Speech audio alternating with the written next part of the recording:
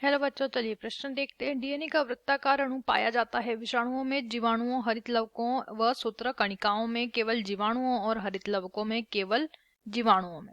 आइए जानते हैं यहाँ पे हमारे प्रश्न की मुख्य अवधारणा। लिखेंगे यहाँ पे मुख्य मुख्य अवधारणा।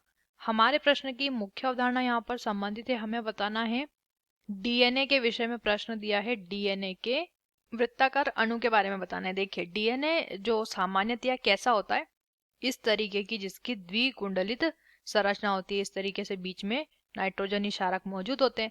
ये जो डीएनए, ये क्या है? डीएनए की संरचना। डीएनए एक न्यूक्लिक अम्ल है और ये जीवों में आनुवंशिक पदार्थ का कार्य करता है। अब डीएनए का वृत्ताकार अणु यानी कि डीएनए सीधा ना होकर किस तरीके से, इस तरीके से एक वृत्ताकार अणु के रूप में जो है निर्मित हो जाता है कुछ जीवों की कोशिकाओं में। तो इस प्रकार का जो डीएनए बनता है उसे क्या कहते हैं? उसी को वृत्ताकार डीएनए कहा जाता है। इस प्रकार का जो डीएनए होता है वो आपको देखने को मिल जाएगा जीवाणु में।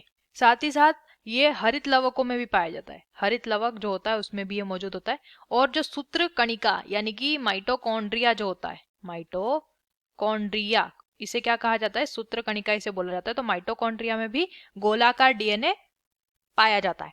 अब यहाँ पे पहला विकल्प क्या दिया? विषाणु। विषाणु में गोलाकार डीएनए नहीं होता है। कुछ विषाणुओं का आनुवंशिक पदार्थ आरएनए भी होता है। जीवाणु, हरितलवकों एवं सूत्रकणिकाओं में बिल्कुल सही दिया है।